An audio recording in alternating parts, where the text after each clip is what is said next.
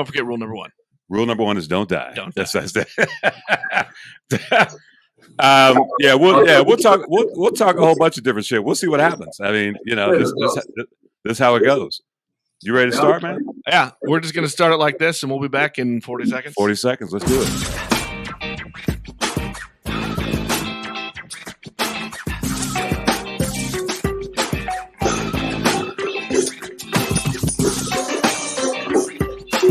Beers with Nigel is poured for you by Dire Oil Graphics, promotional products and design.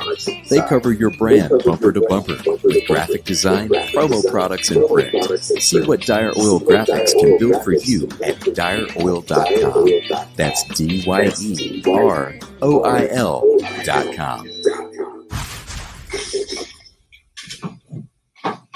Yo, welcome to Beers with Nigel. I'm Nigel. I'm that other guy. That's Nick. I think he got rid of the echo. I think so. This is what happens when you don't own your own goddamn studio. People come in and fuck with your shit, and it ain't right. I know. And for the longest time, I was the only one that used it, so I was fine. Everything was great. Hey, let's welcome to the show all the way from southern. Is it sunny in Cali?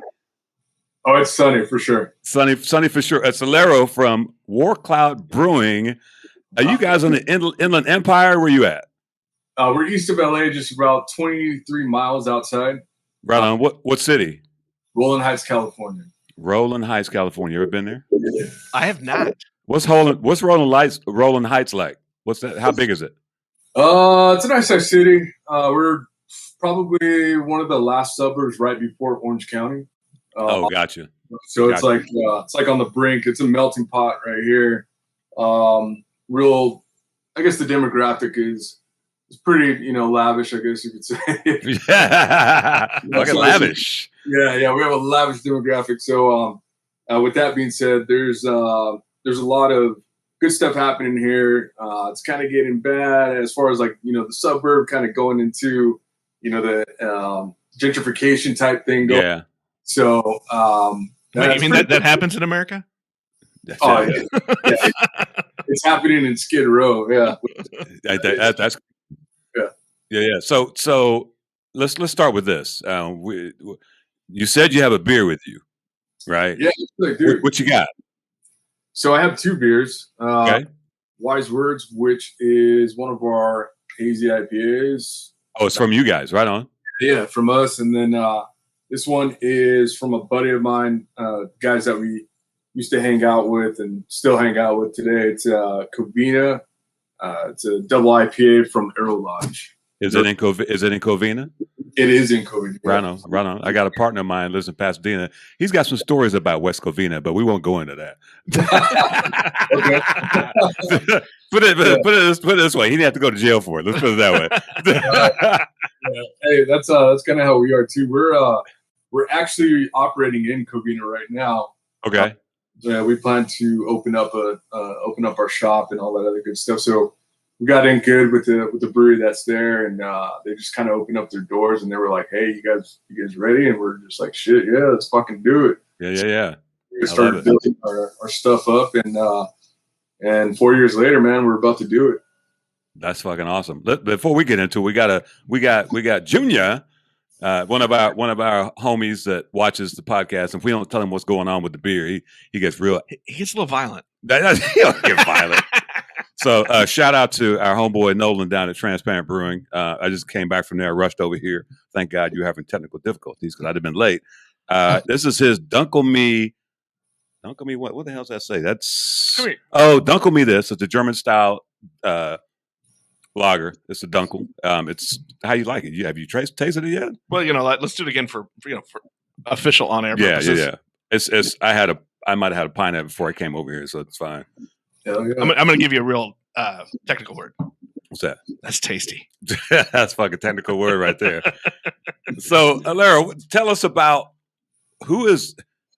I was trying to explain Warcloud to somebody today, and I couldn't do it. It's just so dope, so crazy, so different than most breweries. Who is Warcloud? And tell me about the people and the brand and what you guys are trying to do. Absolutely. So the brand is just infinite. That's what it is.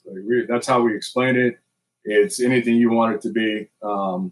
as far as the people are concerned, it's a bunch of brothers all from the same neighborhood. We grew up in Rolling Heights. We started playing, little league softball, baseball, or I guess t-ball, not softball. But started playing hockey, football, so on and so forth. And we grew up with all these dudes. And then at some point, kind of got a little hairy, so we started running in the streets. And then the streets, jumped off. And that kind of sidetracked us a little bit through our youth. And then once we got to, out of high school and stuff like that, we were just, everybody went through separate ways. Some stayed doing the stuff that they were doing. Some stayed, and went on to go get a badge or something like that, went to the military, so on and so forth. So it's a melting pot for sure.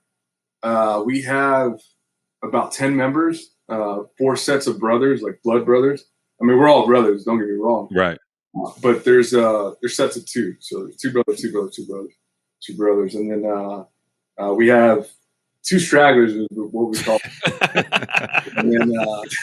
and then from there, our mentors are former special ops guys who served in the Army as Green Berets, the commando dudes, the dudes who, wear no draws when they go to battle type shit. And so we have guys that kind of help us out and give us that mentorship that we should have got as kids. Right. Would have set us up for success, but we wouldn't change that shit for the world, So it's like Wu-Tang Clan, but bigger. yeah. In fact, they call us like the West Coast Wu-Tang, but I was like, my cousin's actually from a group called Living Legends, and that's who they call the West Coast Wu-Tang. But yeah, it's kind of like the Wu-Tang and shit. Everybody has like their little thing that they're good at, and right. Everybody talks shit, and iron sharpens iron type thing. So yeah, I guess you could say it's like that. And we rock the dub as well, the W. Yeah. And that's our shit though, man. Like we take the military side, and we take their lessons and what they teach us, and we go ahead and implement that into the beer industry. So we have a guy that, say something happens, some kind of like that founder situation or some other crazy. Right. So we'll send a guy in there just to like the next day, because we have that capability type thing. We have a couple guys that are flight attendants and shit like that. So we send somebody in and, get the lay of the land, really figure out what's going on. That way we can learn from it. It's not like we're going just to go tear shit up. I mean, we do it on our own. Like, we do this shit in our sleep, but we want to send people into recon, quote unquote. And when I say recon, that means like, reconnaissance, and go check, I'll get the lay of the land, intelligence, gather whatever it is, and then bring it back to the team. And when you do that, that kind of helps out the team and stuff like that. So that's who we are. Predominantly African-American.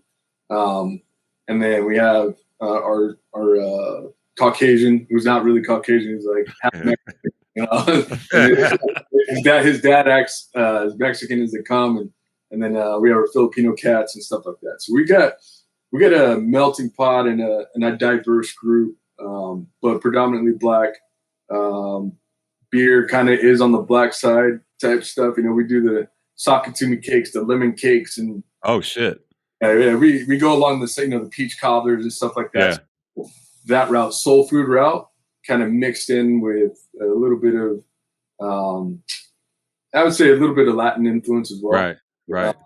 Yeah, because half the team is like half Mexican, so it's like it's pretty cool, man. We got a dynamic team, but that's pretty much us in a nutshell. That's fucking exciting. That's fucking dude, that fucking warms my heart. And look at this mug. What the fuck? It's the canteen mug, baby. Oh yeah, fuck yeah, dude. Yeah, I got like notches for like as many hangovers. I got like 1,000 hangovers on this cup. Right? I've heard of a lot of reasons to make notches. Yeah, hangovers. That's the first time I've heard that one. I'm not gonna give me a mug. Yeah, that's my soldier's cup, man. So how did you make that shift? Like, everybody has their crew growing up, right? But how did it? Hey, let's do the beer game. So technically, I mean, we were kind of like behind the term Warcloud. I had studied a lot of military history. With the Buffalo Soldiers, right? So the Buffalo Soldiers, 1866 to 1944, erased from history kind of thing. Medal of Honor winners, just some badass dudes, right? The Green Berets of their time, or the Special Operations guys of their time. So there was a guy by the name of Warcloud who preserved the language of his people. And so I thought that was cool. And we were smoking cigars and shit. I mean, half the crew smokes blunts, the other half smokes cigars. Right? So we were smoking cigars and we were drinking, and we're like, fuck, bro, we can do this shit ourselves, man. And we always cook, and we have it going. And we're like, you know what, fuck it, man. If we can do this shit ourselves, let's do it. So we bought like this homebrew kit. This is 4 years ago. We brought this like homebrew kit, and at the time we were doing like the Buffalo Soldier moonshine, so we were distilling already.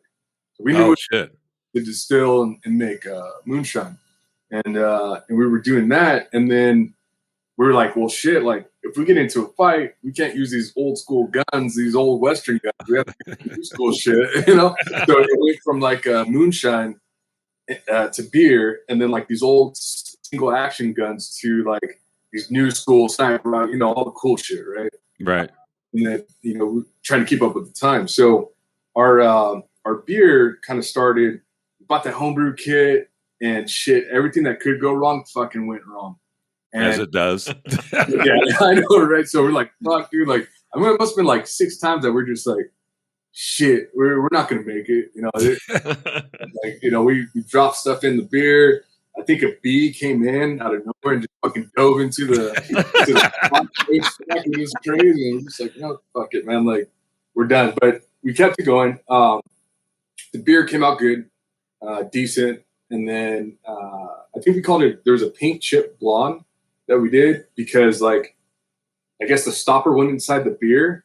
He was like a hanger to get the stopper out. So it like chipped off paint into the beer, and fucking we were like, all right, dude, this is done. And then we had a Kamikaze beer as well, which was the beer that jumped into the boil. That's awesome. And those came out great. And that next year, that year went by just brewing, doing like festivals and shit like that. So we did festivals, we did all these cool little parties and gigs and shit. And then after that, we did the next year, which was 2018. We did what was called the Arrowhead program. And the Arrowhead program was basically all the guys had to do the bare minimum. Like, we had to brew at least 5 different beers, 5 different styles. And that's 10 guys. So we learned how to schedule. We learned how to. Oh, shit, yeah. We learned our supply chain. We learned fucking, ingredients. Everybody had their little methods. And this is what I want to do. And out of all those beers, there was a lot we had to throw away. And then there was a lot that shined and shit like that. So that was 2018, 2019. We started going around, city to city, state to state, and that was really powerful. We got to see the grasp and the reach that we had. Our recon, when you walk into a brewery and you start to see people, and then you go straight to the back, you start teaching or talking to the brewer that's there. And you start learning everything that they're fucking saying and everything that they're doing. So we would recon that, get all that information. So our recon jumped up to, collaborating to different states and shit like that. And then 2020, it was kind of just a slow year. We got our books together. We had already, done all the LLC shit and all that other stuff. But we got our business plan dialed in, our presentations, all the shit that we learned in the past 4 years to impact opening up later on this year. So that's our 4-year plan right there. Yeah. So I want to go back in time. So before you guys were homies and all that kind of shit. Yeah. What were you drinking back in the day? What are your? Because for me, that's pretty impressive for a bunch of cats to all of a sudden be like, oh, we like craft beer. You know what I'm saying? Because my dudes, them motherfuckers still don't like craft beer. Right. You know what I'm saying? What were you guys drinking before, and what happened to people were like, oh, there's this other shit. Let's try it out. Oh man, it would have to be Stone. Stone was like our. That's not even fair, really. That's you know what? You live in Cali. It's my bad. Yeah, you had the good shit back then. Yeah, 2 hours away. Shit, man, it must have been Stone. I mean, everybody was drinking, like everybody in the hood was drinking Hennessy and random shit. It was hard alcohol. Right. It wasn't anything that was like beer oriented. So there was guys that were drinking Budweisers and shit like that. That was on occasion. For us, it was like, the Hypnotic and that shit hit, dude. So we're like, fuck it. If we had a beer, we had Stone, and it was it might have been Arrogant Bastard, but whatever it was, we'd throw up and we'd be like, fuck that, we're not drinking. And yeah, man, those were rough times and shit. But I actually did some artwork with Stone, Greg Koch and all those guys. So he kind of mentored us in a couple, I guess you want to say like conversations, kind of something like we're doing right now. But yeah, man, like you talk about some fucking fun, dude. That was some shit, dude. That was some shit for sure. What about you? Oh shit! I mean, we go back to because before it was called craft, it was called premium, and they used to have the Michelobes with the gold with the foil. I don't know if I'm probably a bit older than you. I can just tell by your face. Yeah, I can tell by your face too.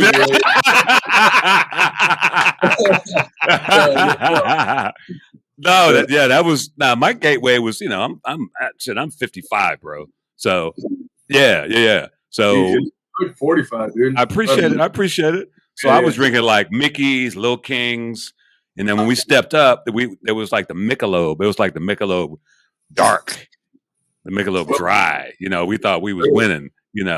So that was kind of craft before it was craft. But the thing that got me into it, and we talked about this, Boulevard, which is the OG here, the Boulevard Pale Ale.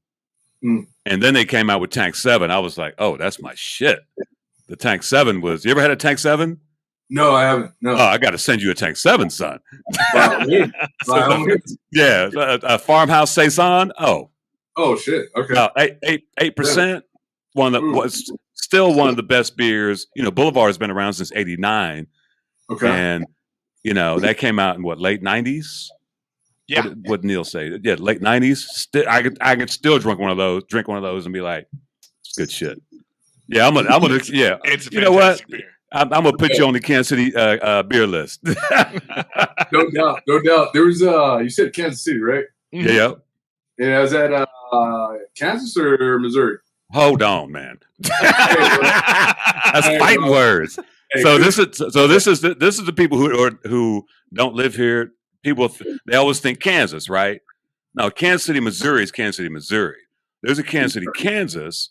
It's about this big. It's about that big, and it used to be called something else. But what they did back in the day, they wanted to get some of the shine from Kansas City, Missouri, so they're changed their name to Kansas City, Kansas.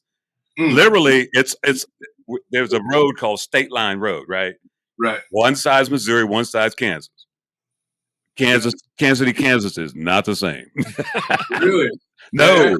Yeah, I remember driving through there. I want to say Kansas City, Kansas had it was like a soccer team, right? Isn't there?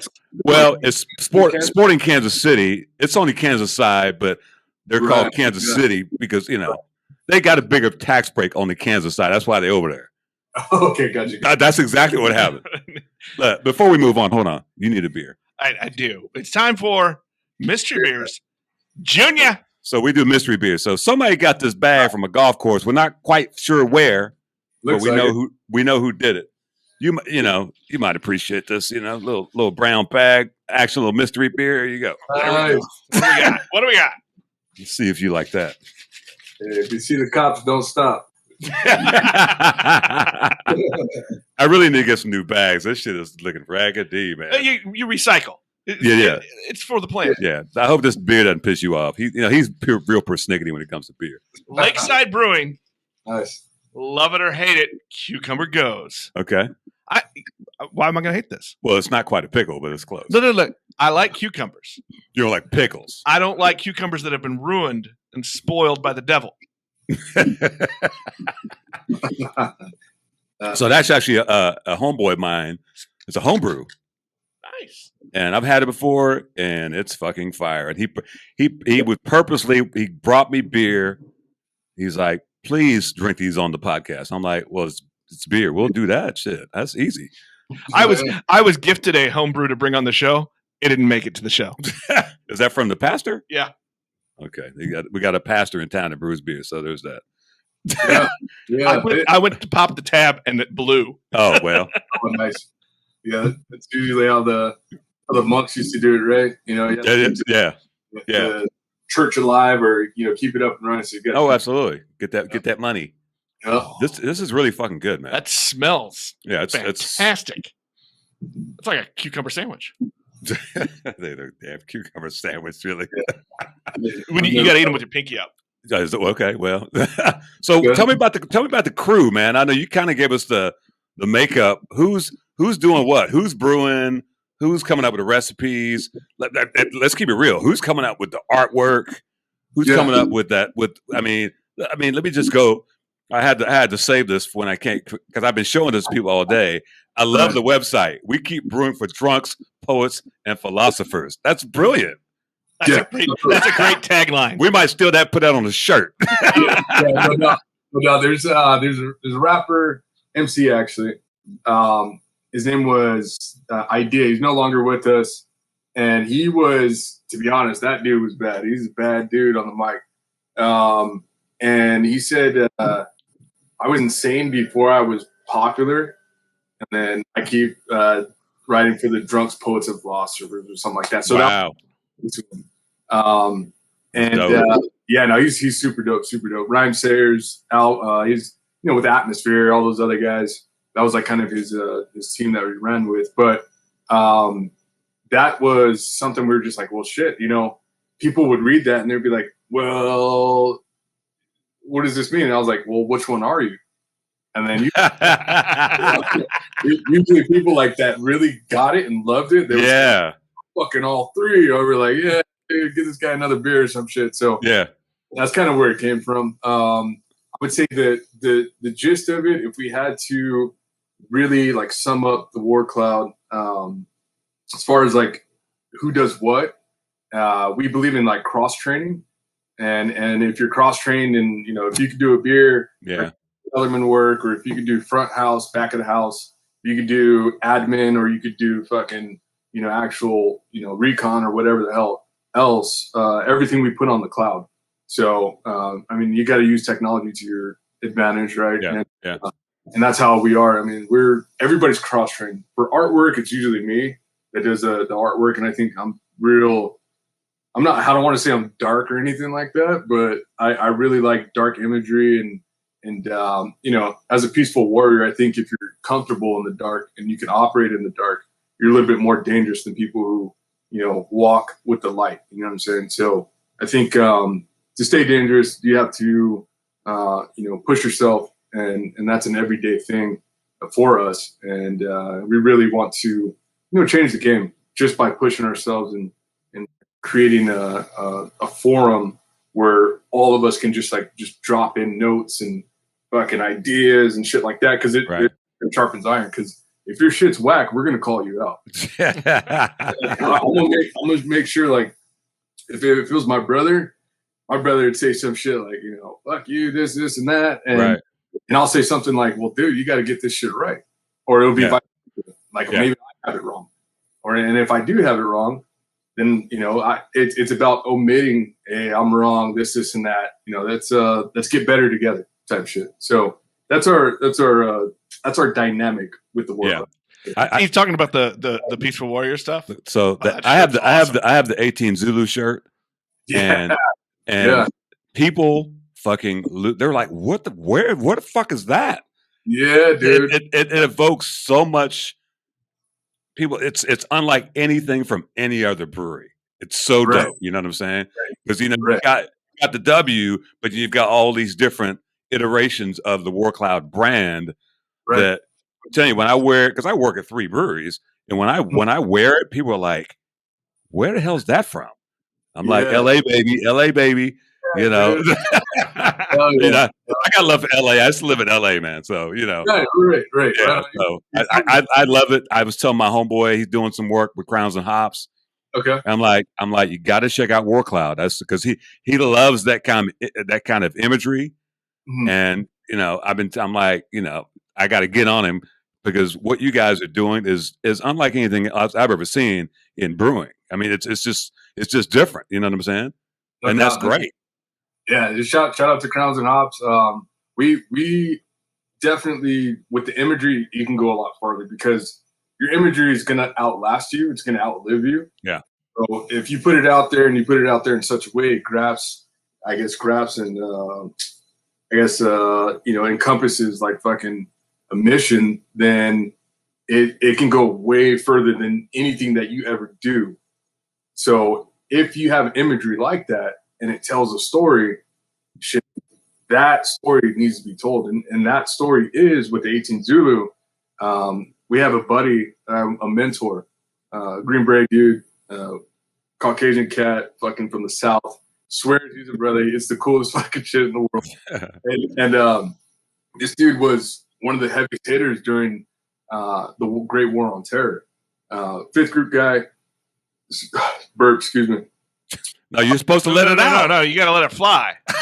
Oh yeah, I'd probably throw up and shit. But so Jay was one of those dudes, man. He actually got like the big dude himself. Some of the biggest dudes in the Middle East. Like those were his missions. Like the real dudes, right? Stuff I'm privy to say, but he was an 18 Zulu, so he came back. Once he got out of the war and out of the army as a Delta Force operator, he basically was preaching Zulu this, Zulu that, and I was like, well, shit, what's the Zulu? So before he was a Zulu, he was also a medic. So the medic imagery, witch doctor, kind of on me. And that witch doctor became the Zulu, and of course Zulu is down south. I mean, that's a whole entire culture right there. So I dig that shit. So as a medic myself, or being a certified medic, I've done surgery in the field. I've done fucking some crazy shit, and this means to me as much as beer means to everybody else that's a brewer. So there's a science to it. There's a real fucking, diligent surgical piece to brewing that I saw that we could put, the Zulu there or the witch doctor there, and it attributes to brewing as well. Because of course witches brew or whatever the fuck they were doing. So, but yeah, that's kind of where the Zulu came from, and that's how we rock it. It's super dope, man. It's one of my favorite shirts. So when I got that extra one, I'm like, oh shit, I got an extra. But I was like, I got to give it away, and I did. And my homeboy wears it. He works at the brewery, and he got the same response. People are like, where's this brewery? Dope, so let's talk about this. You guys don't have a physical location yet, right? No, actually, we're actually about to pop open, and we're just doing pop-ups for now at the location that we're looking at. Hopefully, branching over and taking over in a year or two. So you're brewing where now? Where the beers? Covina. Okay. Yeah. So, but you guys are actually going into brewing on somebody else's system. Is that what's going on right now? Yeah. We're starting to pay for this system ourselves. So, system's going to be in our name, and we're just, because of COVID and what happened, right? These guys are a little bit aging out of it. I mean, they want to retire and stuff like that. So, it worked out for us, man. Like we did about well, we've been around for 4 years, so we've gone 4 years without selling beer. You know what I mean? And just hustling it out there. I mean, we've done major, 26 states here, 50 states there, been all over. But the gist of it was you can't sell homebrew. I mean, right? You have motherfuckers out there trying to sell homebrew, and we're like, dude, we're not trying to get fucking caught. And then, because we didn't get caught with moonshine, so like I was before. And now that we're in times of like, prohibition and stuff like that, it's like, fuck, man, like we can start doing this now because times are hard and people revert to beer. So, in order for them to get through their hard times, you have fucking, stuff like prohibition, you have alcohol. So we were like, fuck it, dude, let's pull the trigger. And we're about to open up, I want to say August, July. And okay. and we'll do pop-ups. So we have a culinary division.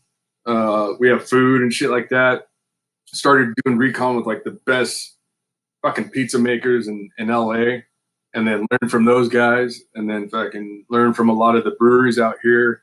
Who else? Lost Abbey. Our general manager, team manager on the brewing side is David Dixon down at Lost Abbey, and he's been there for 20 years. So he's been in the game for a long time, and he's helping us out, and he's just showing us the way, man. Like we lucked out in having him as a beer mentor, and then of course we have the tactical side with the Green Berets and stuff like that. John Martin, Jay Paisley, a couple other guys like that. So I think the time is now, and the spot that we're at, we've been there for a year now, just developing our standard operating procedures, our paperwork, hey, if you turn this knob does this type shit. If you do this over here, this happens here. So just learning the system, learning the people. You've already got a reputation. So how people are getting your beers? Festivals and things like that. How's that happening? Yeah, I think it comes down to festivals and just like everybody's approachable, man. Like if you got heroes out there, like my hero is my dad. I don't have any other fucking heroes because I do that shit on the regular. Not saying I'm a hero, but I might be somebody's hero. Right. And you never know. And anybody's reachable, right? So I think that if you have to make a name for yourself, you ruffle some feathers. You read fucking tons of books, so you know what you're talking about when shit goes down. And you train yourself daily. And it just a little bit counts, making those decisions. Again, that's the key word that I'm trying to put out there. But when it comes down to the name and the fame, I mean, I'd rather not have it. But it pays to know somebody, and you can have this big ass name, hundreds of thousands of followers, and you got like 30 likes on Instagram. So it's like, what fucking sense does that make, right? Like that. It's like you can be as dope as you think you are, dude. But like at the end of the day, if you're a good person, then that's what fucking counts. That's what we try to put out there. So I think that kind of is our dichotomy with fucking being personable, able to relate with people. So if that's how we build our reputation, that's cool. I'm fucking with that. I can get that every fucking day. Yeah, what I remember about you guys was at Fresh Fest. Okay. You guys were at Fresh Fest, and you guys and Weathered Souls stood out as just like these crews that were like, I need to go hang out with these cats. You know what I'm saying?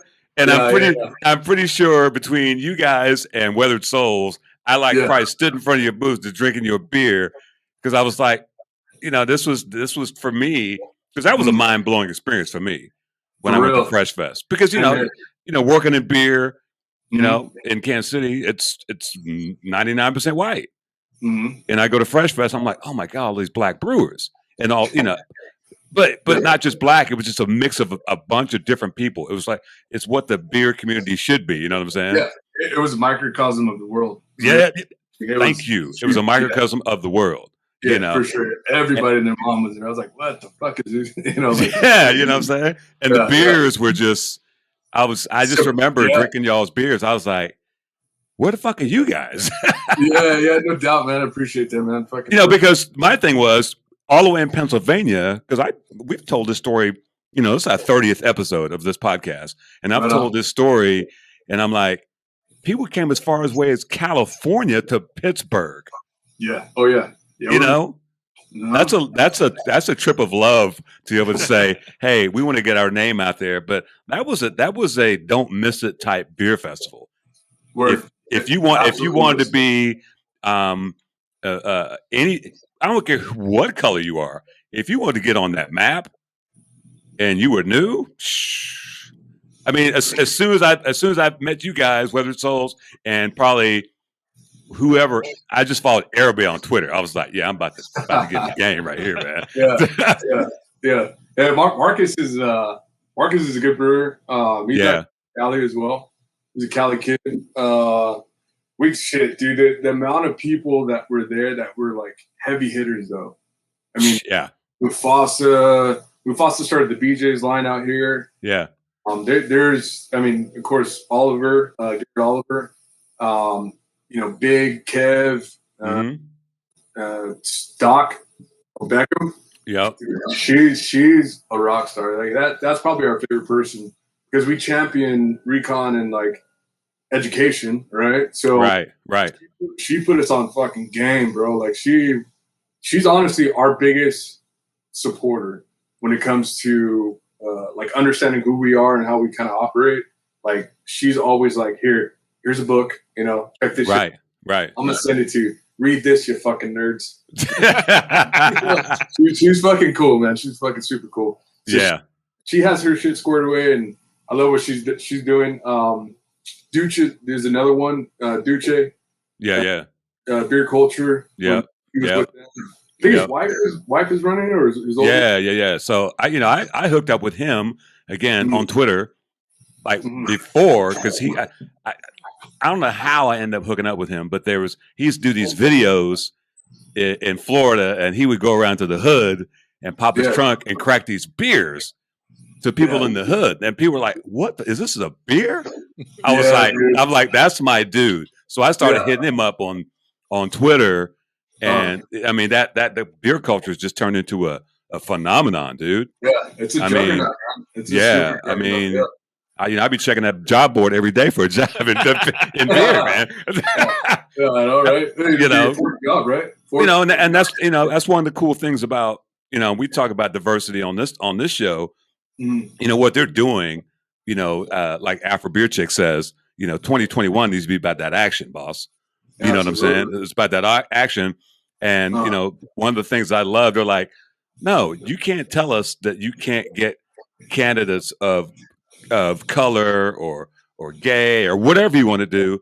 They're out there. You just so they're no more excuse. Yeah, there's no excuse. So now, they're giving those breweries who want to do it but didn't know how to do it a place to put those jobs and a place to get some other people besides just whoever. You know what I'm saying? Because again, most applicants are going to be Caucasian or whatever, but there's other people who are interested in those jobs, and not only just as we talk about, not just at front of the house, but brewing or maybe being an accountant or something.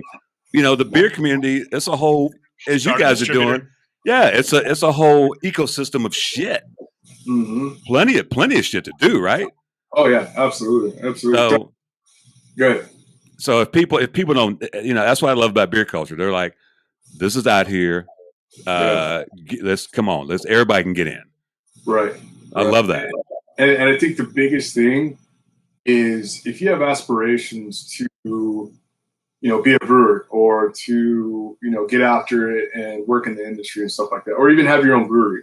I think there's, just like any other subculture, there's always going to be people who are brand savvy. You're going to have people that are super good at marketing. And then all of a sudden they have a brand, but they don't brew themselves and they do this, they do that. And it's just like, well, shit, are you really a brewery or what's going on? So then it's easier for somebody like me to say like, okay, look, are you brewing? Are you really brewing like your actual product? And yeah, I mean, fucking like if you look at Crowns and Hops, right? Crowns and Hops, they do a fucking immaculate job at marketing. And Tio was a brewer at some point. Right. I think he spent like a couple of years or a year at LA Elworks, which is one of my favorite breweries and shit out here in LA. And they put in the work, build a brand. And then they're technically a brewery. Like they're on paper as being a brewery. Right. And they're actually a brewery and shit. Distributing and shit. Yeah. And they're in the distribution game because the skin of having an actual brick and mortar is fucking tough, bro. That's overhead. That's this. Yeah. That's the real fucking struggle. So if you're going to do that, you're going to suffer in some way, shape, or form because you're, maybe it's 2 guys or 3 guys. You're stretched this way. You're stretched that way. Oh, yeah. Marketing, you have to do this. Yeah. Merchandise, reach, fucking whatever influence that you can muster up, but they're doing it in such a way that it's changed the game for a lot of brewers, right? So now you have to be tech savvy. Now you have to be articulate with the way that you market yourself. Right. And that's cool with me because I'm cool with that. That's not a problem. But it is a problem for people that don't know or that don't know how to get their brand up and running. So what we're doing is we want to be brand igniters. We want to be mentors to the people who, if they need to know what we know in the past 4 years, right, can give you the Warcloud book. We'll give you that fucking Warcloud book, and that book's going to detail everything out: how to make shirts, how to make hats, how to design, how to brew beer, whatever the fuck it is. Yeah. I think that in the future, with that Barrel and Flow Fest, which is the new Fresh Fest, right. The new Barrel and Flow Fest is actually going to be an igniter for Black-owned breweries to actually make that income, whether they're like Crowns and Hops or whether they're like Warcloud. Where you have guys that are brewing and actually going to be in the brew house every day, marketing it out, or an ambassador crushing it, doing this, and that. So there's two different ways to look at it. Both breweries, don't get me wrong, but now we want to make sure that we're giving this money and this income through Barrel and Flow Fest, hopefully every quarter. So 30 barrels of beer, or 15 barrels, or 10, but whatever it is, 15 barrels of beer every quarter is going to amount to a certain amount of money that you can put towards your brick and mortar, right, or towards your tap room. So now you have a stationary component of Blackness or people of color right there. Boom. Now that's like a fucking barnacle. That shit, right. You know what I mean? Right. It's not going to move anywhere. That's not going to go anywhere. Brands can fucking be built for 25 years and die overnight, or die in 5 minutes. Right. Yeah, so, you do the wrong thing. Yeah, exactly. Or you could do the right. I mean, any bad publicity is good publicity, I guess, or whatever the fucking quote is. Yeah. Well, unless you're founders. Yeah. True. Very true. But unfortunately, to interject, unfortunately, founders. Mm-hmm. Still, a lot of people don't know. Well, and they're still alive. What they did. You know what I'm saying? On Black Beer Twitter, they're like, fuck founders. Yeah, exactly. Hashtag fuck founders. But a lot of people I know, and they still make good beer, but that's a pretty large stain to get past to do what they did. Yeah, they settled, blah blah blah blah blah blah. But it's still a bad taste in a lot of people's mouths. But unfortunately, you're right. They're still alive because it didn't make national news and shit like that. Right. But I think even if it did, racism isn't going anywhere. Let's just call it what it is. Of course not. Yeah, we can do all we can do, but shit, our fucking ancestors, they fucking imagine the work that they did in order for us to be here. Oh, shit. Insane, right? So, you got to think, how do you want to be remembered? What kind of ancestor would you be? So I'd rather be the ancestor that has a fucking brick and mortar, brewing and shit, people of all colors in my fucking brewery, fucking rocking with me. Because that's what the team looks like. That's what the rest of my mentors and my homies look like. Right. All colors and shit. And you welcoming religions, race, gender, whatever. Whatever. Come in, fucking party with us. If you're a shitbag, we're going to call you out and you're going to get... Rule number 2? Yeah, that's rule number 2. We got 2 rules. Okay. Well, rule number 1 is don't die. All right. Rule number 2, which covers a multitude of sins. Don't be a dick. Don't be a dick. Yeah, absolutely. And any rule after that, you get to pick. Those 2 are easy button rules. Well, any other rule? See rules 1 and 2. Right. Yeah. Revert back to 1 and 2. Exactly. I dig it, man. So do you have like a particular style you'd like to drink? What's your jam? Dude, I'll be honest with you, man. Fucking GBF 2017 or 2018. I just saw like all the brewers, all like the fucking top dogs and shit. Guys over park and at least my favorite breweries and shit. Tommy down at Lost Abbey, Bagby. Bagby is the most winning GABF brewer ever. Was at Pizza Port, then went to like Stone, and then built all this other shit, you know. And I'm watching these guys just crush these like beer stat hill slow pours on this fucking tall ass fucking rascal and shit.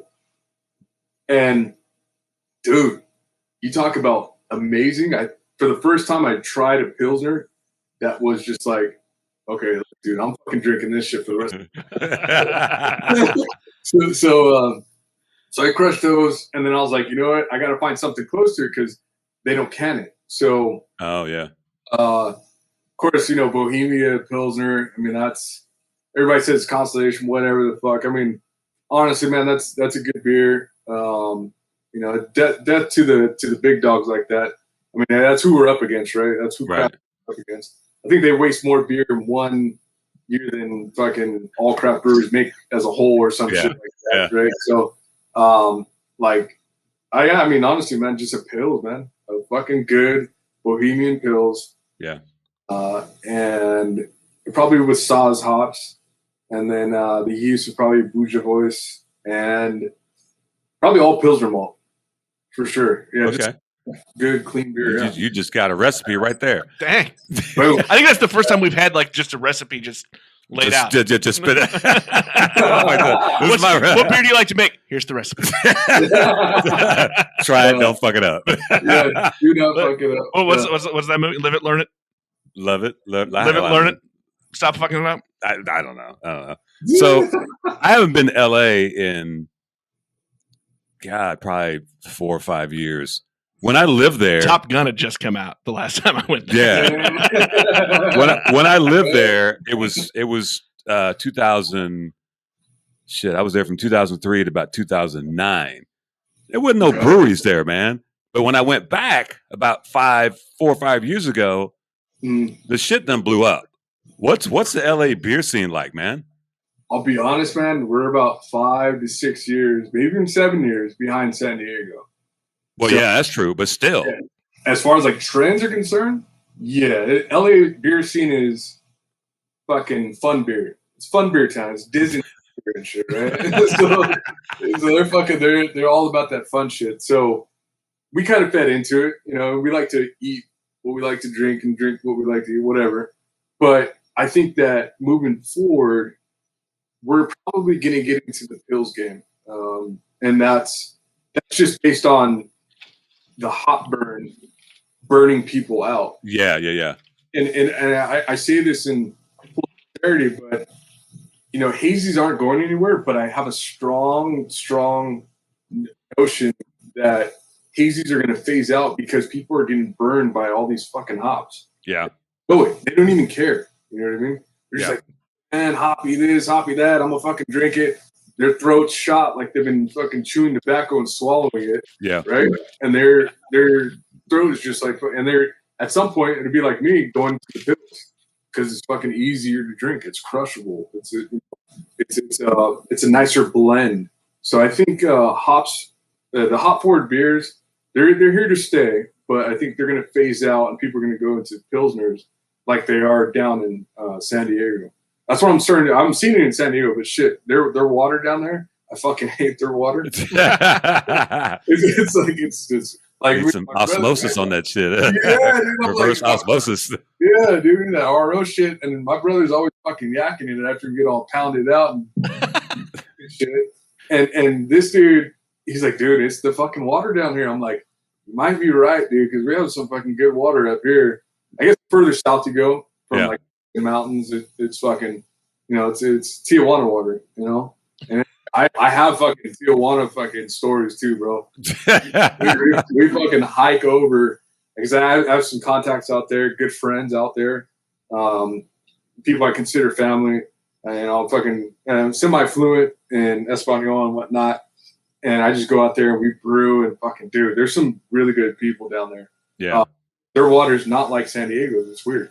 It's like if I can win upstream or some shit. Like, yeah. So I don't know how that happened, but they're probably treating that shit in San Diego. What do you bet? Yeah. I'll be honest. I don't know. There's Marines out there, so who knows what goes on out there. No, really. That you talk about the Pilz game. That's happening here. That's definitely happening here. Oh, okay. Bro, there's some breweries here right now. I'm gonna hook you up. I'm gonna. There's some. Alma Mater comes to mind. Wind Shift. There's some Pilz out here right now. Yeah. Clean, crisp, just beautiful. Because let's keep it real. You can't hide shit in it. Exactly. To me, if a brewery can knock out a Pilz, I'm gonna like the rest of your lineup. Yeah, exactly. Because you know what you're doing. So exactly, good, clean, fresh. Yeah. Chuggable. Is that like with a cook? You're a good cook. Can you poach an egg?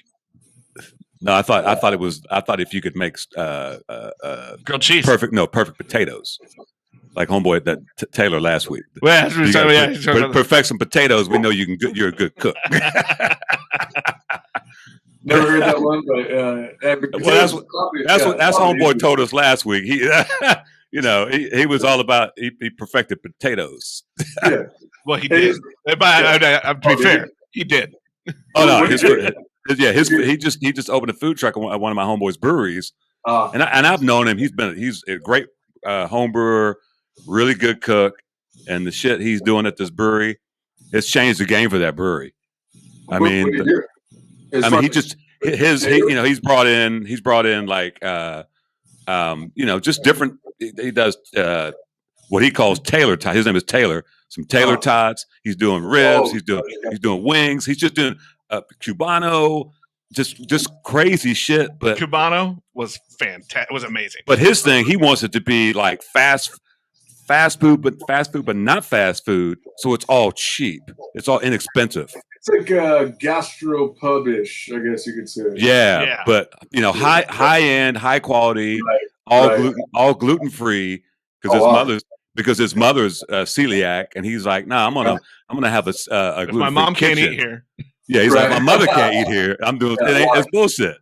Right. And it's just I work at this brewery on Sundays. And it's normally dead. That food came in, son. It's out of control now. Booming, huh? Oh, it's out of control.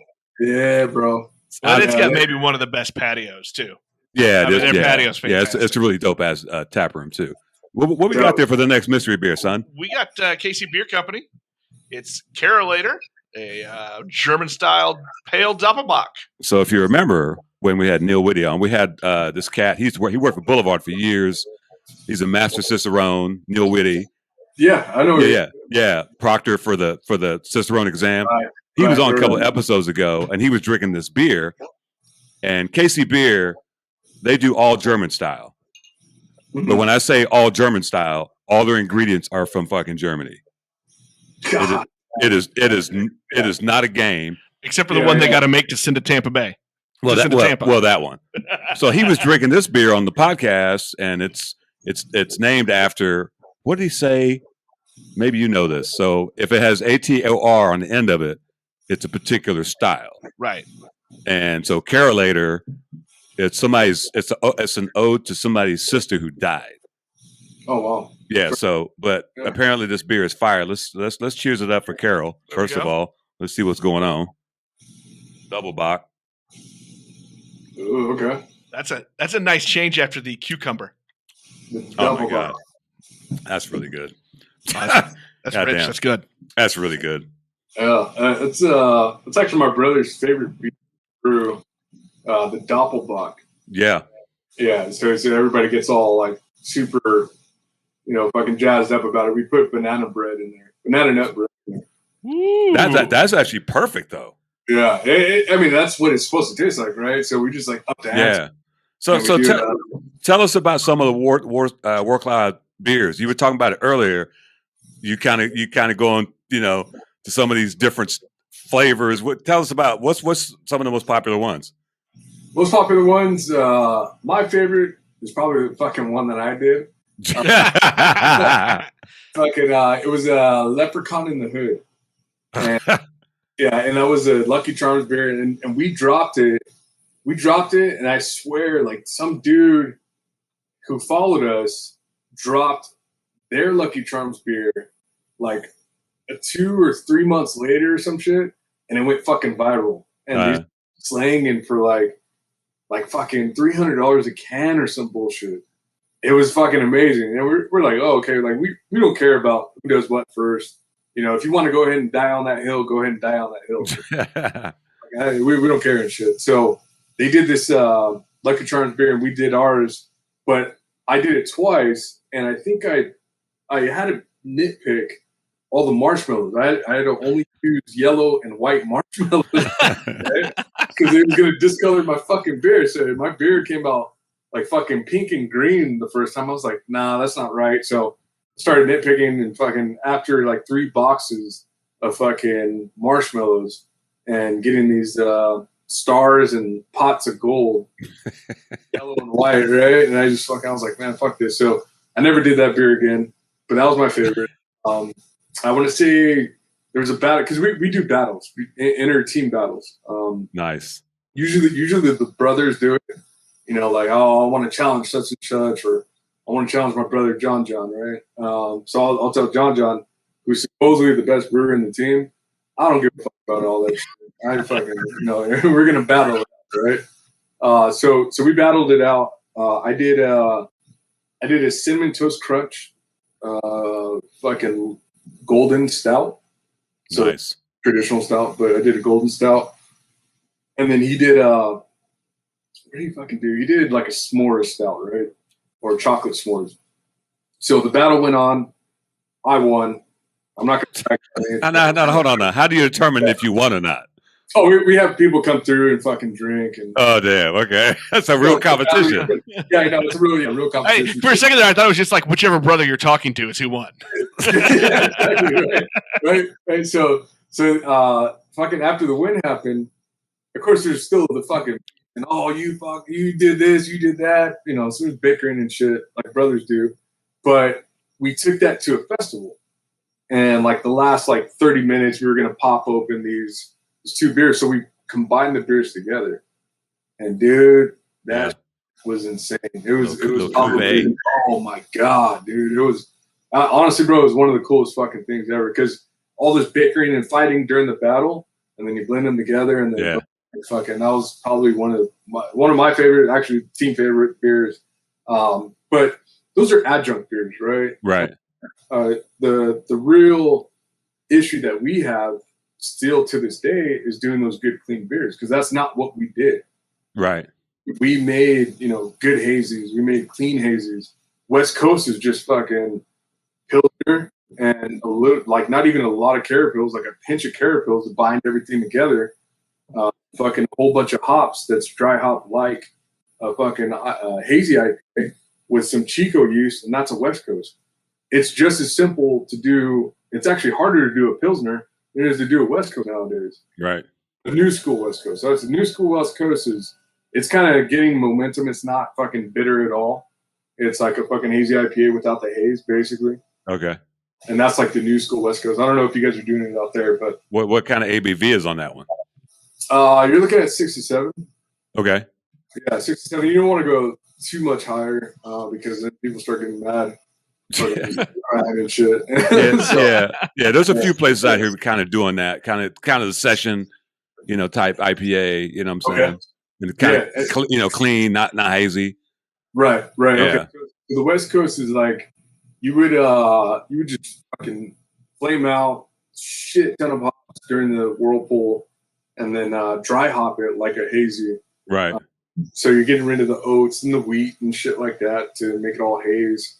But yeah, those new school West Coast, that's like starting to get gravitational pull. Yeah, you're frozen. Yeah, I don't know what the deal is. We're hardwired, so we should be good. There we go. You went to the dark side, bro. Yeah, I know, right? Went straight to the gulag. Well, yeah, it's like you were talking earlier about the Peaceful Warrior and the. That's right. Yeah. I like how many of those 80s and 90s ninja movies were you watching? Fucking hey, dude. Honestly, bro, I got into a fucking big ass argument It was Teenage Ninja Turtles is my number one. Oh. Yeah, that's why that's my number one and shit. So that was Sally Mink. Sally Mink actually did all the Kill Bill editing. So yeah. She's been doing fight scenes since like Bruce Lee and shit like that. So Sally Mink, one of my favorite video editors. We do like video editing and shit. We have a new series called The Crafted Nomad where we do recon, but like we actually go and talk to these people. And we film the whole entire thing. And like now we got eyes, you know, filming. We're filming all your shit now. And it's fucking out in the open that we get to work with these people. So as far as Teenage Mutant Ninja Turtles is concerned, Batman's my other favorite. You know, anybody that stalks the earth on reverse hours, that's that would be me. Nighttime, you know, night owls and shit. Like, yeah, that's me, bro. Dude, I got this owl that flies by my fucking window every night at 10 o'clock, fucking right on the dot, dude. At least if I'm home, dude, and he just fucking watches me sleep. So fucking owls are mean, man. Dude, they're savage. I've seen an owl snatch a eagle up. Yeah. What? Yeah, snatched him, slit his throat, and dropped him. Owls are vicious. Dude, they're fucking nasty. I'll keep that in mind. Yeah.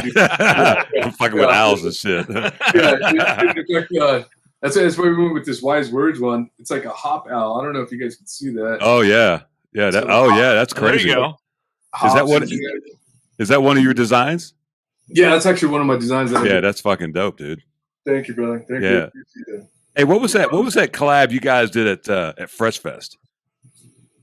Fresh Fest. Because you guys did a collab with somebody. Yeah, we did like 3 beers. There was one that was like that really stood out. I don't know if you remember what they were.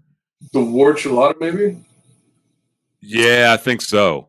Dude, okay. So the Warcloud was it was with the 11th hour. Yes, it was. Yeah, Matt and Justin, super cool. Like T was another one, the wife and the mom of Justin. Like she set everything up, and she was just a fucking rock star. She got us over there. We linked up with Day and Mike and fucking pretty much everybody over there. My buddy. He's a Day fanboy, by the way. Dave Bracy? Yeah, he's a Day fanboy. I'm sorry. No, I love Dave, man. I talked to him the other day. I think it was that scenario where we set up and whatever beer they had or wanted to bring to the fest, we had something for it. So we would spike it with this or do it with that. So we had Michelada mix that we call the Warcloud, and that was Sheena's favorite. So shout out to Sheena because she was like, you know, Sheena is like, oh my fucking god, yeah, dude, fucking Warcloud this. I'm like, okay, dude, I'm gonna give you a black flag. We're gonna raise that shit. We're gonna take no prisoners, right?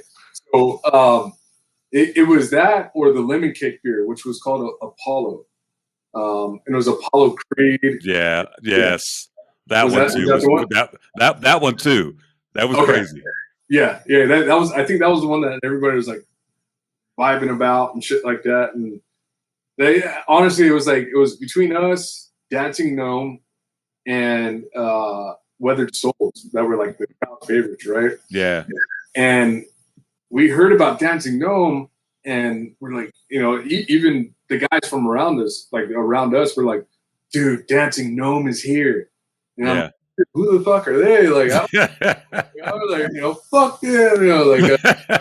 So I just say it like that, but in my mind I was thinking that, and I was like, somebody said like, oh, they're the best here. So I was like, fuck that, like we have to go. I mean, mind you, there's fucking 30, 40 other breweries here, right around you, right? Yeah, everybody's talking about Dancing Gnome. I'm like, fuck them, dude. Like, let's go get them next year, right? So next year comes around, 2020. And we're working with them. Oh yeah, yeah. So we do the wise words beer. It's actually held up. It was actually. I mean, that's why I cracked it today. Yeah, because that was for the virtual fest. Yeah, for the virtual fest, and it's been a year, and that fucking beer is a little less than a year. That beer is still good. So, what is it? It's a double IPA. Okay. Strata Nelson, and then it has a bunch of Citra. We usually Magnum for the actual bittering. There it is. There it is. He'd been fighting that one off. So we had done that, and shit, man, like working with Andrew, Dave, and I mean Mike, they were fucking rock stars, bro. I mean, they were just as much rock stars as we were with 11th Hour. Yeah. With the 11th Hour, we learned a shit ton, and then with Dancing Gnome, we learned even fucking more. Yeah. And that has been like our biggest thing, is that when we go do these recons and collabs, these guys are changing our fucking whole entire philosophy and method of how we get down, right? So that's why we champion this recon scenario where you can go out there and you can fucking learn anything the fuck you want. You can go with anybody. I mean, you can hang out with your heroes, your fucking special people, or your fucking, whoever's in fucking Hollywood. Even though it's down the street, we hate Hollywood over here. We can care less for it. But again, like, anybody's reachable. And because anybody's reachable, anybody can shed light on you.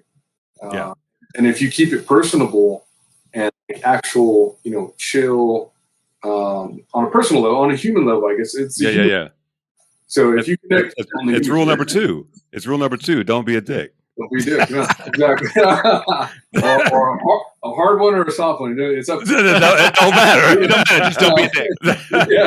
Yeah. So that's the thing for us. Like, if you can connect with somebody on the human level, then that makes everything. So having beer is just a sociable product. Yeah. Whiskey, cigars, everything. Affordable luxury. If you guys ever want to come to Kansas City and do a collab, I got several breweries you can just come rock, man. I'm telling you. Okay. We'll just do a little circle. No. We're looking at it. Yeah, look. My dudes. I probably got 9 or 10 homies that have breweries here. No for shit. them. Oh yeah, for them to brew for somebody from out. Oh, they would love that shit. Come on.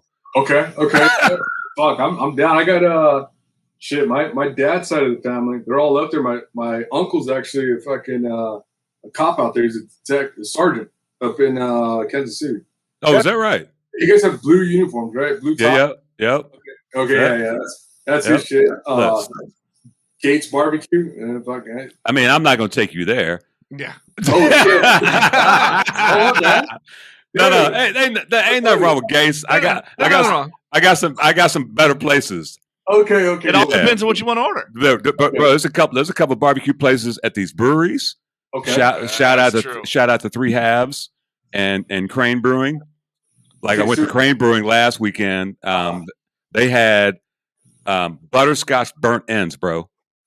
Ooh. Then they had I'm gonna see if he's having a moment. Did I miss a text? Oh, damn. No. Looks like I did. Well, and then he did it was a white cheddar and blueberry sausage. I've heard of it. Oh, wow.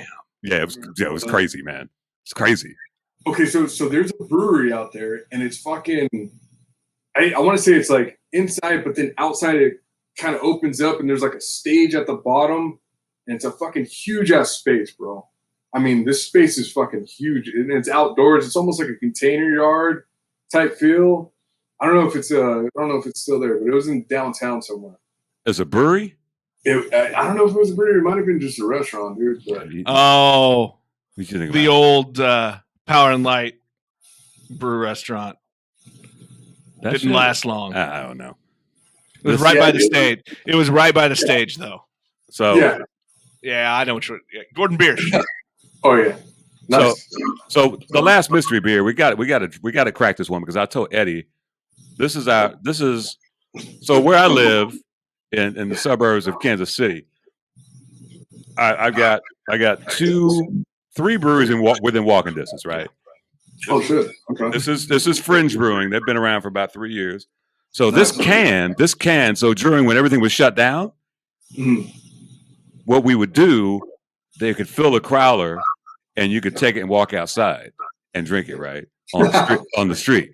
So, but they would keep the cans. So every time you went back, they would have your same can. That's why it's got my name on it, right? And so I went in there today, and he was like, I discovered all these cans from last year. I've decided the ones that I found, I'm just going to fill them up for free. I was like, what? Well, that's show worthy. So I just got this shit today. So shout out to Eddie from Fringe. And it's a Pilsner. I was about to ask, what it's a Pilsner. So I'll let you go. The only writing on it is in my fucking name, son. That's a special beer. I don't know if I trust Eddie. Eddie. I kid. Nah, bro, I'm serious. If you guys ever want to come here and do some collab shit, there's plenty of opportunity. Because you know what we're trying to do on this show is expose people to, you know, shit that's across the country, around the world. We had Melissa Cole on. We had Stacey Ia from Rock Leopard in London. Mm-hmm. And he's a contract brewer, but he actually sent us beer from England, bro. It's crazy. Oh wow. Cold pack. It came cold. Oh really? Yeah. I've heard good things about him. Yeah. Yeah, we had Marcus on. Yeah, he's dope. Okay. He's super dope guy. But there's plenty of opportunity here because I'm just trying to, you know, we're trying to fucking diversify what people know about. We all know about Kansas City. Yeah, I'm a bourbon and rum guy, so I didn't really pay attention to beer. No, he's a beer guy now. We've been doing this for a year. Okay, nice, dude. Look, this guy didn't like sours. I thought that now he's a sour head. Where's the sours at? Yeah, exactly. I don't want anybody to ever say they don't like sours. That's just dude. I'll be honest, man. I went to this one spot, and they're no longer with us, but Dry River, great guys, fucking amazing, small little piece to the puzzle in downtown LA, right? Man, I must say, I got plastered somewhere else, ended up there. And they had the most sour fucking beer that fucked up my throat. And I mean, like, I was talking to the brewer. I was like, you know what? Fuck, man, this looks good. I'm just gonna fucking. I chugged it, dude, and he's like, ooh, and I dude, that shit burned the shit out of me. And then, man, I feel like whatever throat cancer I was about to get, dude, I did not get it. Yeah, you killed it. I killed it. Right? Cleaned your shit right out. It was like a disinfectant. Yeah. You know, you just took care of it. Perfect. Yeah, you know, like it would have, you know, the bleach. What was it? Somebody said bleach. Oh, the Mango Mussolini when he was in office, right? The Mango Mussolini. yeah. You know, when he was doing that shit, you know, he was fucking wild. That was a wild dude. But yeah, man. I mean, like, if it comes down to sour programs, we definitely have that. Simply because we tag along with fucking Lost Abbey, and they do everything that we don't do. So, right. Fuck, man. Like, now we have the means of having a good sour program, a good fucking barrel aging program. Stouts is kind of our thing. Stouts and fucking hazy IPAs is our thing. And fucking now we have a guy over there at the location that we're at now to teach us how to do pilsners and lagers. Oh, there you go. We're fucking like we're set up in such a way that I don't think anybody's been able to have an opportunity like this. So we're fucking super grateful. I was sold at stouts and barrel aging. Yeah. Dude, yeah. There's some fuckers out there that dose their fucking barrels. I mean, they leave them super wet. You know, they pour a whole entire bottle of whatever, leave them super wet, and then they throw the beer in there. That's fine, whatever. But we come from like the realm of whiskey and moonshine. Yeah. So we have brothers out here, and that's another thing too. That's actually a fucking real good topic. Not to segue or anything like that, but you did it. Yeah, all right. Done. There I go. Look at me go. So there's a guy by the name of Sean Hallman, and he's down in San Diego, and he's doing distilling. He has his own spot. He's kind of in the same situation as us. Shares the location with another company. Other companies doing whatever, but he's the principal distiller. So what he's doing, or what he found out, is that some of these other Black-owned businesses, they're coming in they're saying, hey, man, we're a fucking whiskey brand. We're doing this. What they don't have is quality control. Right. What they don't have is an actual, space for them to operate.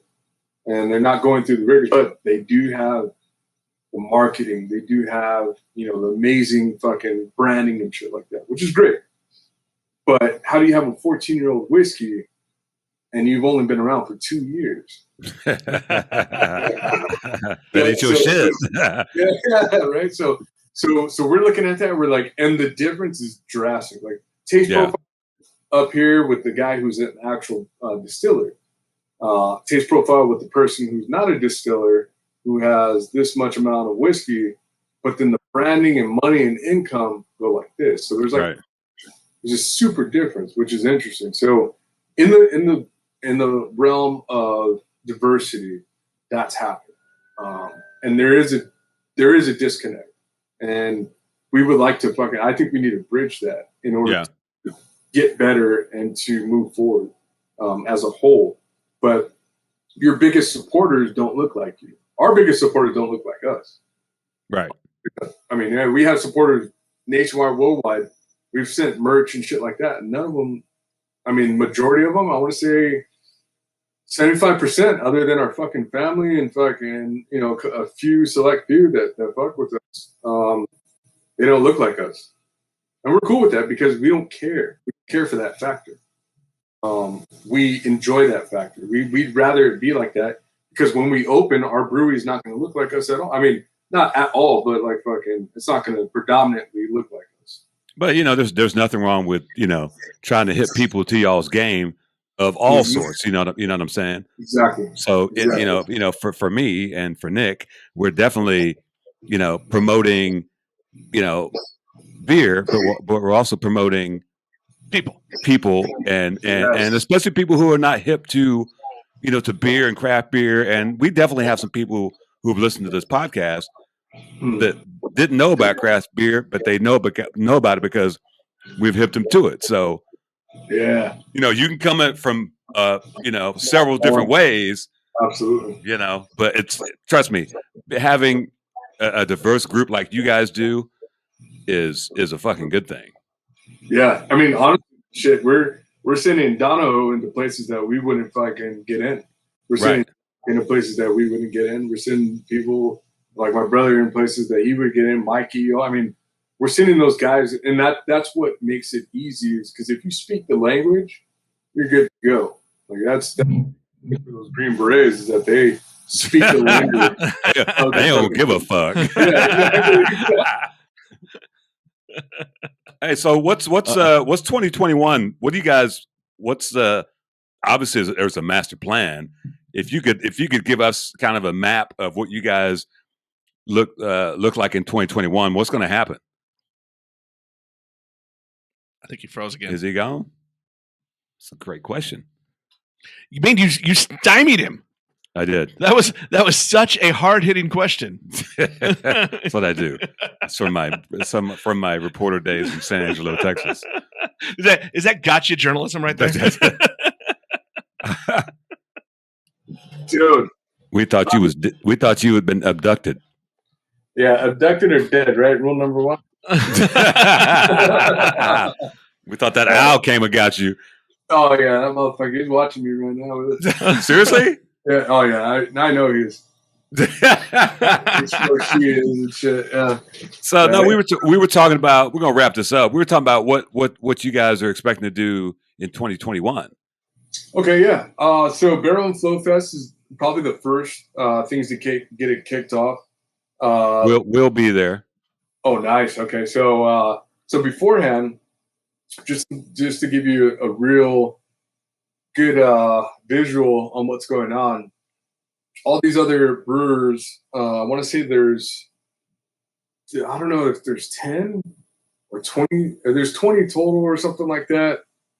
10 different collaborations. Right. On digital shit. We have us and my boy Smitty from Smidox Brewing. He's about to come on the podcast as well. No shit. Yeah. Holy shit. Yeah, that That brother, he knows what the fuck he's doing. Yeah. He might be our biggest threat. I mean, and there's no shit, you know what I'm saying? But right. if we had to really put it out there, that dude can brew. And he knows what the fuck he's doing. So it'd be him and us doing what we call the Cobbler Con. Right. Cobbler Con is a peach cobbler stout that we're going to be doing. It's going to be a fucking big beer, and it should have notes of coconut, a little bit of brown sugar, nutmeg, vanilla, peaches, and crust. Sounds fire. A peach cobbler, right? So it'll have all that. I adjusted the artwork. I wish I could show it to you guys. I mean, I can. Actually, I don't know if I can. I'd probably have to do all this crazy shit on here. But yeah, I'll send the artwork over. It's called Cobbler Con. We did a little bit of research on Kublai Khan. Our mentor, John Martin, is a Filipino and Korean cat, and he comes from the long lineage of the Khans. So there's a real big thing about, stop Asian hate and shit like that. We're, it's not one of those things, oh, you're finally feeling what we're feeling type shit. It's more like, stop that shit, right? So we're just trying to remind, and I think that's the biggest thing, is to remind a person of who they are, whether they come from,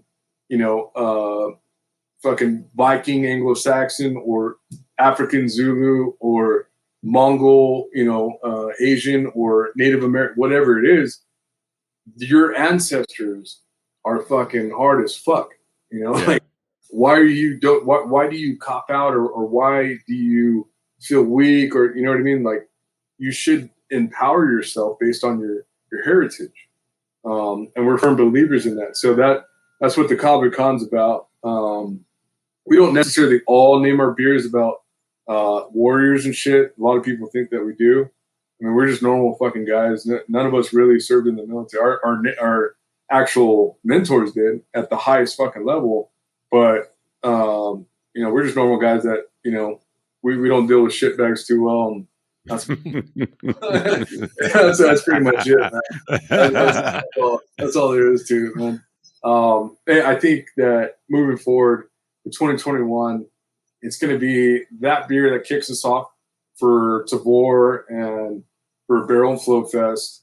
Then we're going to start with our pills. We're going to, right out the gate, we're using something that we're not good at, and we're going to brew it. And there you go. Flagship beer. There you go. And in doing that, we're going to be able to be like, all right, well, fuck it. Like, I think it's called Nube de Guerra, which is the cloud of war, named after fucking Hannibal, the great African fucking general, or not general, warlord that marched on Rome with fucking elephants and shit, like over or some shit, like something crazy and shit. But Nube de Guerra, and then we'll do that. But that's gonna be a pills, Bohemian pills with like a little bit of lime and salt. There you go. Bull, fucking something you need to fucking get tore back on, and then we'll do that. But we're dropping pizzas. We got smoked barbecue or a smokehouse that we're gonna build out. And we've been doing our pizzas on the barbecue pit too. So nice. We're dialing that in. If you guys need the pizza recipe, you guys are no efficient to me. I got you. Don't trip and shit. I can send you the pizza recipe. So you're doing like $1 pizzas. It costs you $1 to fucking make it. Wow. Saying those, the profit margin is double that of beer, because 40 cents goes to $7 into a pint, right? But now you're looking at fucking $1 that goes to $20-25. So as long as the science is right, the dough is right, same thing. Dough's right, pizza's good. Water's right, beer's good. Right. I mean, that's 90% of what you're doing is in your water chemistry or your dough recipe chemistry. But same thing, like with pizza, your flour, yeast, water, and some kind of sugar, or you can the yeast will eat the sugars in the flour, right? So we were thinking, if we can take an IPA recipe and blend up those oats and fucking whatever else we have, like grains, into a flour, There you go. Yep. An IPA dough kind of thing. So number fucking around with like yeast, like souring yeast, Philly or Sourvissier or pretty much any Brett that we're looking at, like Belgian, whether it's Belgian or go back to ales or any kind of yeast that we can use that people use in beer. We're going to start using that shit for our pizzas as well. So we're trying to change the game with that. Yeah, it's a fucking lot, but yeah, man, we're having fun doing it, man. And that's what counts, right? You gotta have fun. So don't be a dick. Yeah, don't be a dick. Rule number 2, don't be a dick. And don't die. That's rule number 1. Number 1, man. Yeah. So good. Tell people where they can find Warcloud. Yeah, absolutely. So Warcloud, we are online at www.warcloud.com. We are on Instagram at Warcloud Brewing. We also have the Warcloud Culinary Division. If you search Warcloud, there's probably going to be like 10 things that pop up. There's a rock band out there. I think they were up north at one point. They're fucking cool. There's some good dudes. And everybody else, team members will have like their name and it'll say Warcloud at the end. So don't follow those guys because they fucking post some wild shit. or follow them. Or follow them and have your mind fucking blown because some of the I saw today, I'm like, dude, this guy's on the team, so dude, those guys, shout out to the team. John, my brother, twin. We got Ramon, we got Zach, we got Spider, we have Brandon, we have John Martin, David Dixon, which is our special, weapon. And then but John Martin's, he's a little too wild for us, war hero and shit like that. But Christian, John Donahoe, and who am I fucking missing? Mikey. Can't forget Mikey. So that's the team, man. It's Wu-Tang West. Wu-Tang West. Yeah, no shit, dude. All for the yeah. So that's us, man. So Warcloud Brewing on social media, Facebook, Instagram, Twitter. Twitter, there's a couple of us that run it, so you might have like one saying that says this and another saying that says some shit talking. It might look like we're fucking paranoid schizophrenics or some shit, but that's just what it is. I love you. I love your guys' Twitter. I love y'all's Twitter. Yeah, it's actually interesting, man. We try to do, do what fucking Russia does. If you have to do fucking, internet sabotage, you run and you run, your Instagram and shit. And we're trying to be all clean and fresh on Instagram. You go to Twitter, it's like, steer into the ice. That's what Twitter's for. Yeah, exactly. So we got that. We're not on Yelp. We're not on Pinterest. No. I need to see the Warcloud Pinterest page. Yeah, I want to see what you pinned. Some arts and crafts and shit. I'm fucking with it, dude. I might have to here's some needlework. Yeah. Yeah, exactly. Here's fucking Alero's recipe for. Here's how you make a beer can koozie out of popsicle sticks and your mom's old leather vest. We're gonna probably do. We're gonna do actually axes. We got pipe hawks coming out. Let me pop this open right here. So this is a pipe hawk. Oh shit! Dang! Yeah. Oh, look at that! I need one of those. Yeah, that's for those listening on the podcast app. Go over to YouTube. Yeah, that's dope. Yeah, man. So, crack skulls or smoke weed out of this thing. We'll smoke weed out of it. Yeah, exactly. What's a pipe hawk? So, I mean, usually that is super dope. Right. So, pipe hawks were for almost like a peace offering. Yeah. If you gave it to the wrong person, they'd probably use it on you. Give them the wrong peyote. Yeah, exactly. Laced. So that was like that was the peace offering. So we're gonna start cranking those out. That was all hand carved by a guy. Actually, just got his green beret. Good buddy of mine, Will, made those, and we're stoked to come out with a line of those. Those are dope. Awesome. Yeah, man. Super dope. Yeah, so it's no to, the Native American. Then we have some maces, which are like Zulu war clubs. It's like a big ball, and then it's a big shaft, and it looks like a hip bone. Yeah, we're gonna start rocking those too. So we got some cool stuff coming out. Cigars. That's probably later down the line. The moonshine's coming back. Pizza, smokehouse. Coffee. Yeah, just anything we can get our hands on. And we have programs for it. Don't get me wrong, dude. Like we're not saying this. Me personally, I probably have about 400 pages just typed out recon and information and stuff we've learned, and strategic management, business policy, fucking distilling, fucking the whole nine. So we can't wait to share it. Yeah. With who wants to read or wants to get into this type of shit, because. Knowledge is nothing if it's not fucking shared, and you're as good of a teacher. I mean, you're only as good as of an operator if you're able to teach. Absolutely. So we're looking forward to doing that. We as a team, we appreciate you guys for having us. No shit. Yeah, I knew it was going to be fucking great, and it's been because like I said, y'all's brand is like mind blowing. That's all I got. Yeah, no, thanks, man. That's huge, bro. That's it's for sure coming from you, only because you supported and you guys have. I mean, you guys are supporting right now. Let's just say that. The more that we're out there, the more we'll be able to do things in better. I guess you could say. Yeah. We want to give back to your community for sure. Yeah. I want to get out there. I mean, it's a show me state, right? It is. There you go. Look at you. Look at him. Hey, I should you not, man. I do have to get out there. I want to get some Monarch here. Kansas City Monarchs. Where Jackie Robinson. Oh yeah. We'll take you all. You need to come see the museum. We'll see the. I've been there. Have you? Oh yeah. And they just renamed the minor league baseball team the Monarchs. No shit. Yeah, they rebranded it after the Monarchs. They sure did. Oh fuck. Okay. Perfect. Yeah, I'm down for all that. So yeah, let's put that table that, man, because we can get out there as soon as possible. That'd be, bro. Let's do it.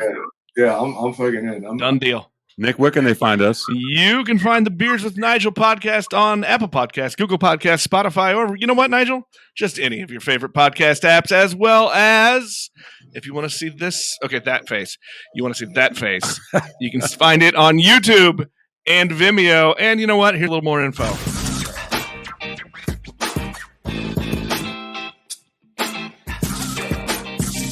You've been listening to Beers with Nigel, a show about beer and other stuff, hosted by Nigel Woodbury and that other guy, Nick Parker.